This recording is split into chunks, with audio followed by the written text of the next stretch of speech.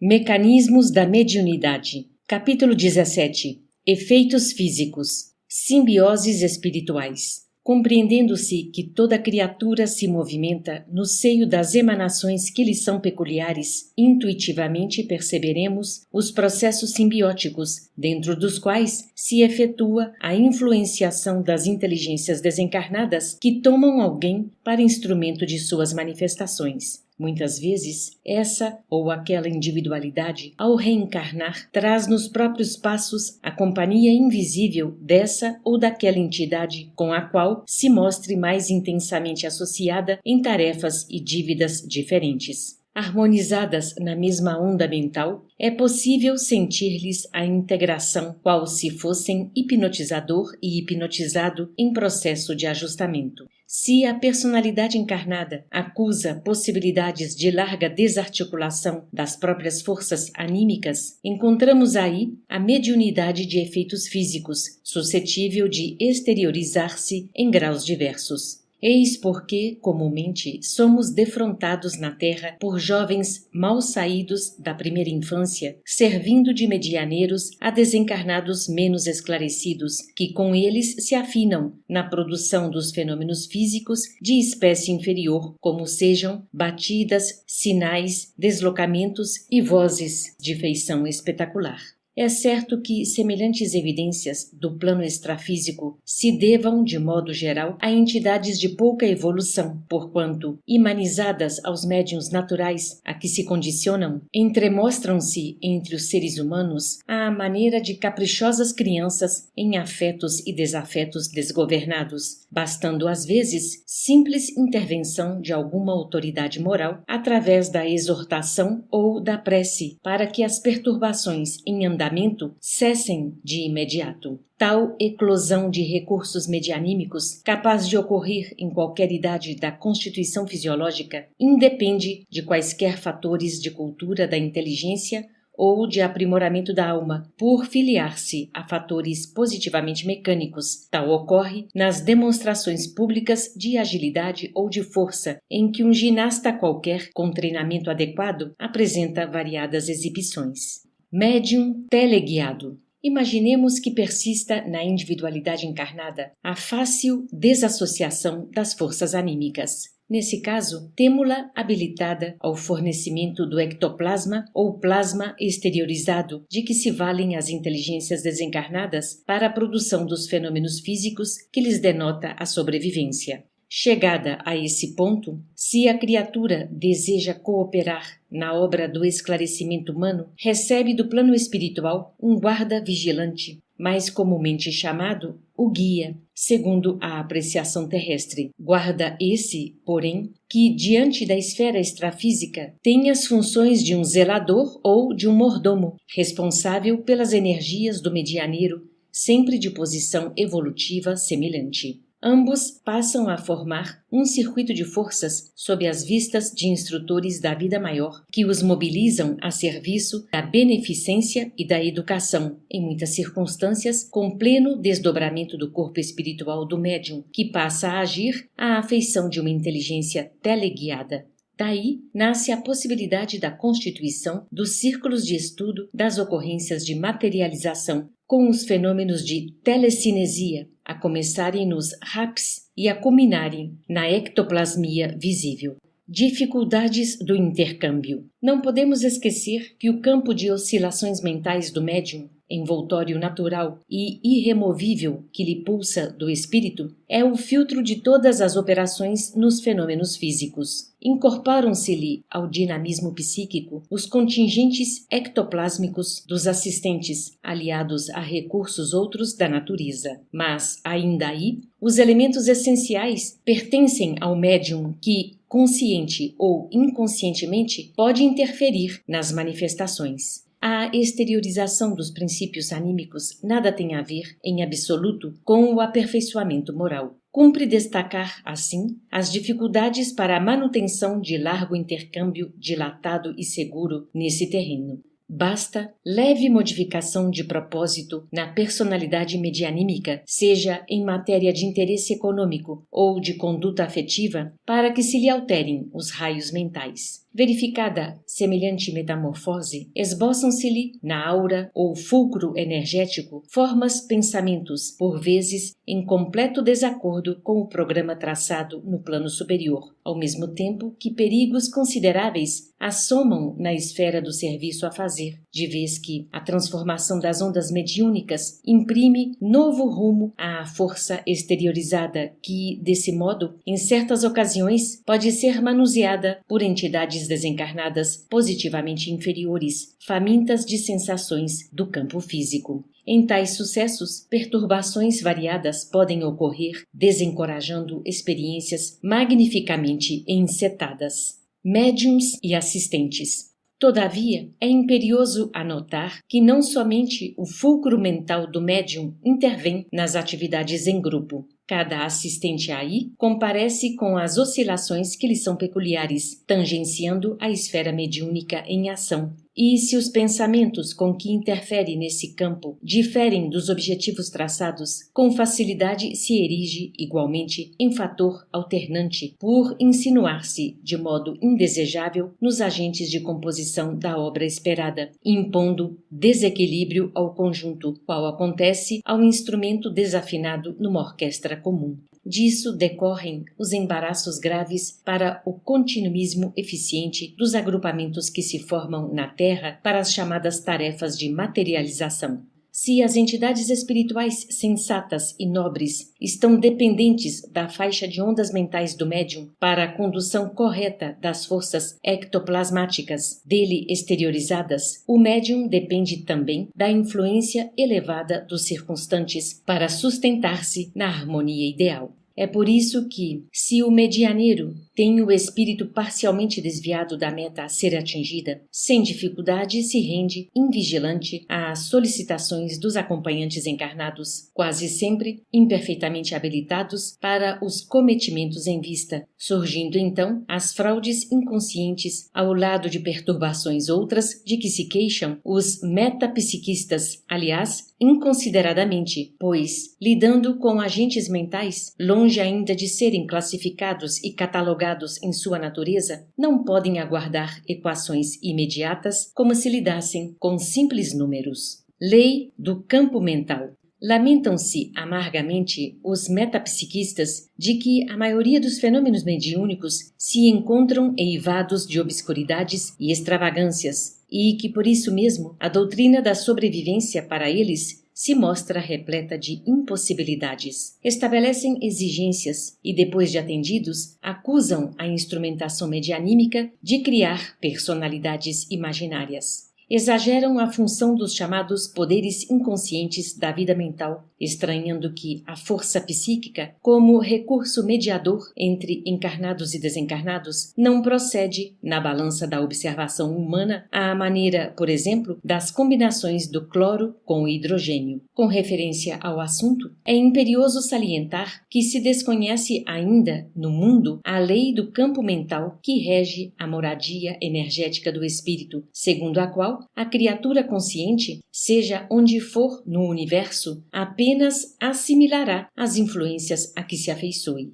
Cada mente é como se fora um mundo de per si, respirando nas ondas criativas que despede, ou na psicosfera em que gravita para esse ou aquele objetivo sentimental, conforme os próprios desejos, sem o que a lei de responsabilidade não subsistiria. Um médium, ainda mesmo nas mais altas situações de amnésia cerebral, do ponto de vista fisiológico, não está inconsciente de todo na faixa da realidade espiritual e agirá sempre, nunca à afeição de um autômato perfeito, mas na posição de uma consciência limitada às possibilidades próprias e às disposições da própria vontade.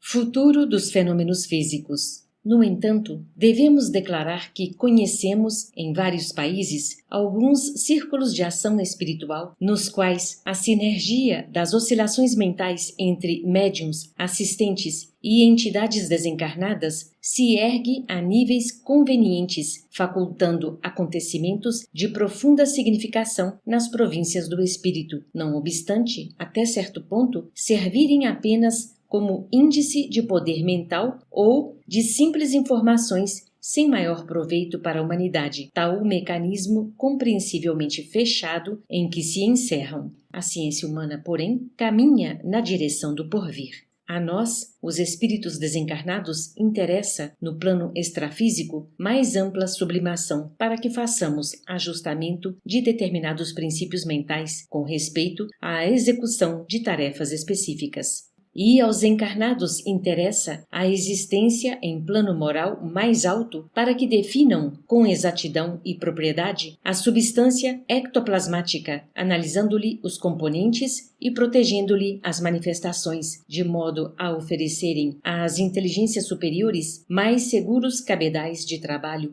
equacionando-se com os homens e para os homens a prova inconteste da imortalidade.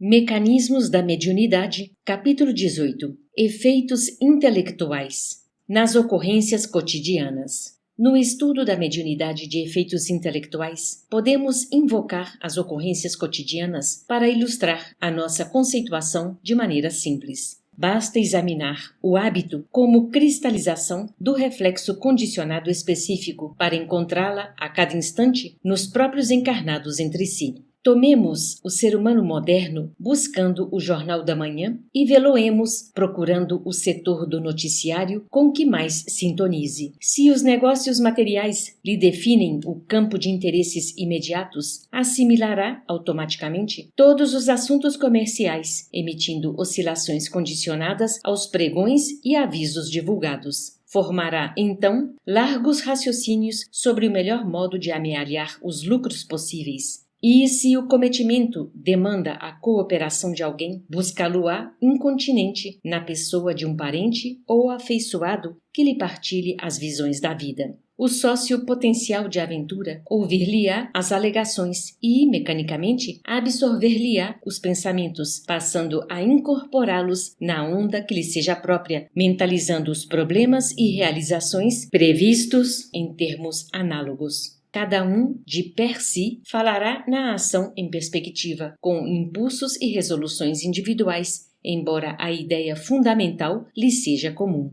Pelo reflexo condicionado específico, aurido através da imprensa, ambos produzirão raios mentais subordinados ao tema em foco, comunicando-se intimamente um com o outro e partindo no encalço do objetivo. Suponhamos, porém, que o leitor se decida pelos fatos policiais. Avidamente procurará os sucessos mais lamentáveis e, finda a voluptuosa seleção dos crimes ou desastres apresentados, escolherá o mais impressionante aos próprios olhos, para nele concentrar a atenção. Feito isso, começará exteriorizando na onda mental característica dos quadros terrificantes que lhe nascem do cérebro, plasmando a sua própria versão ao redor dos fatos ocorridos. Nesse estado de ânimo, atrairá companhias simpáticas que, em lhe escutando as conjecturas, passarão a cunhar pensamentos da mesma natureza, associando-se-lhe à maneira íntima de ver, não obstante, cada um se mostre em campo pessoal de interpretação.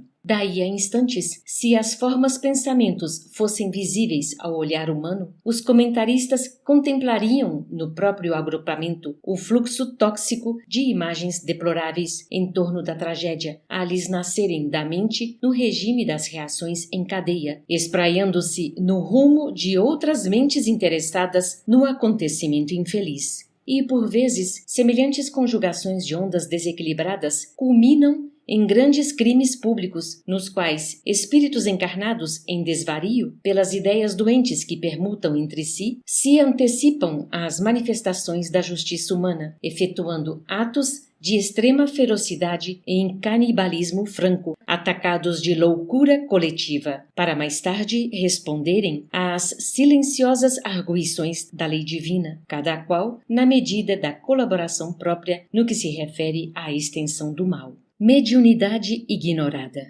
Na pauta do reflexo condicionado específico, surpreendemos também vícios diversos, tão vulgares na vida social, como sejam a maledicência, a crítica sistemática, os abusos da alimentação e os exageros do sexo. Esse ou aquele espírito encarnado, sob o disfarce de um título honroso qualquer, lança o motivo inconveniente numa reunião ou conversação e quantos lhe aderem ao mote passam a lançar oscilações mentais no plano menos digno que lhes diga respeito, plasmando formas, pensamentos estranhas, entre as quais permanece o conjunto em comunhão temporária, do qual cada um se retira experimentando excitação de natureza inferior à caça de presa para os apetites que manifeste. Como é fácil reconhecer, cada qual foi apenas influenciado de acordo com as suas inclinações, mas debita a si próprio os erros que venha a perpetrar conforme a onda mental que deitou de si mesmo.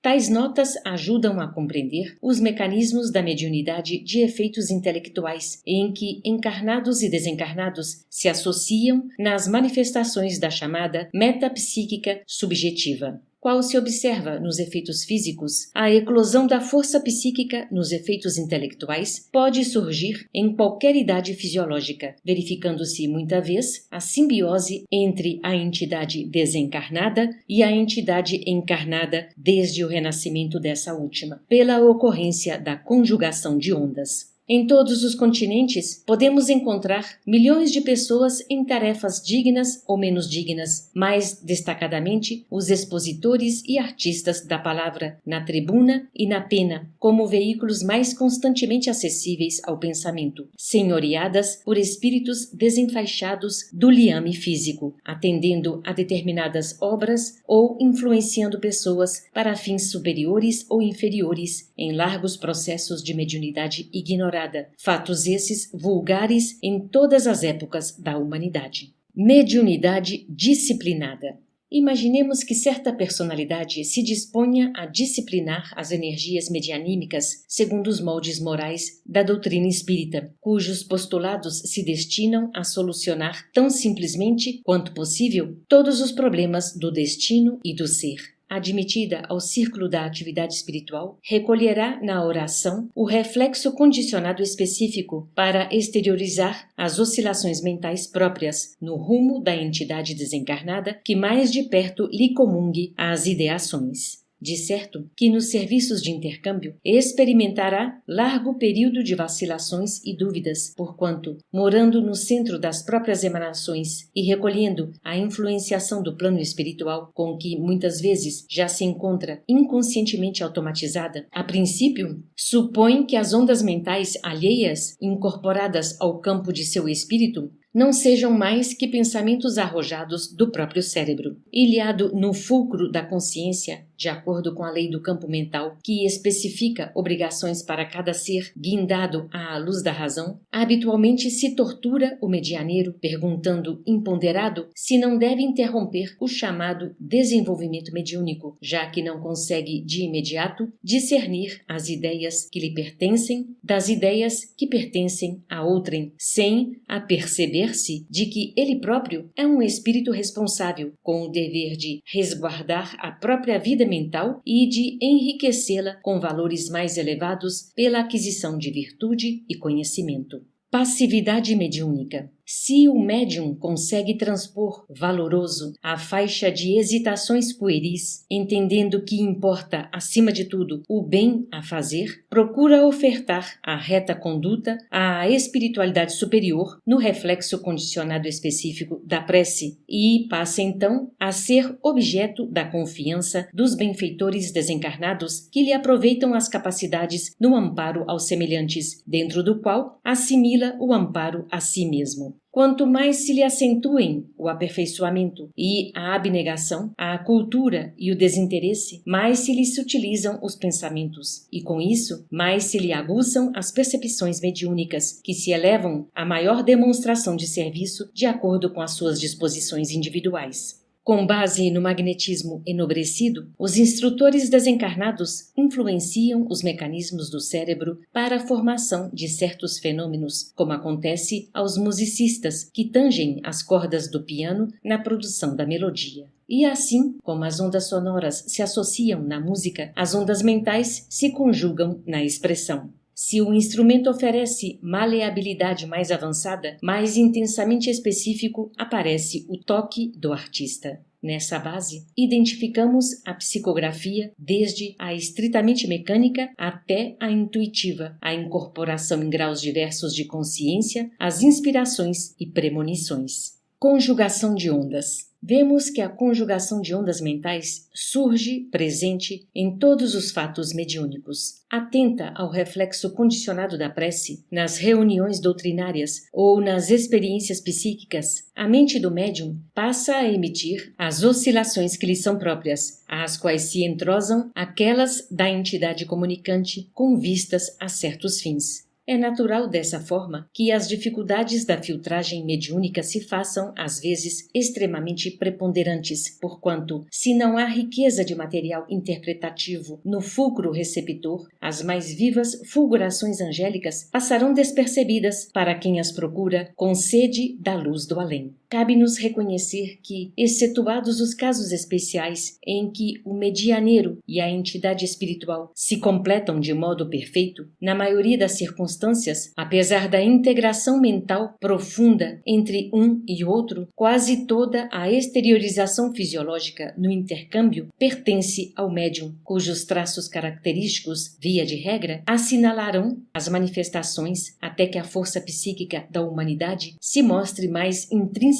aperfeiçoada para a mais aprimorada evidência do plano superior. Clarividência e clareaudiência. Idêntico mecanismo preside os fenômenos da clarividência e da clareaudiência, porquanto, pela associação avançada dos raios mentais entre a entidade e o médium, dotado de mais amplas percepções visuais e auditivas, a visão e a audição se fazem diretas do recinto exterior para o campo íntimo, graduando-se, contudo, em expressões variadas. Escasseando os recursos ultrassensoriais, surgem nos médiuns dessa categoria a vidência e a audição internas, mais entranhadamente radicadas na conjugação de ondas. Atuando sobre os raios mentais do medianeiro, o desencarnado transmite-lhe quadros e imagens, valendo-se dos centros autônomos da visão profunda, localizados no diencéfalo, ou lhe comunica vozes e sons, utilizando-se da cóclea, tanto mais perfeitamente quanto mais intensamente se verifique a complementação vibratória nos quadros de frequência das ondas, ocorrências essas nas quais se afigura ao médium possuir um espelho na intimidade dos olhos ou uma caixa acústica na profundez dos ouvidos.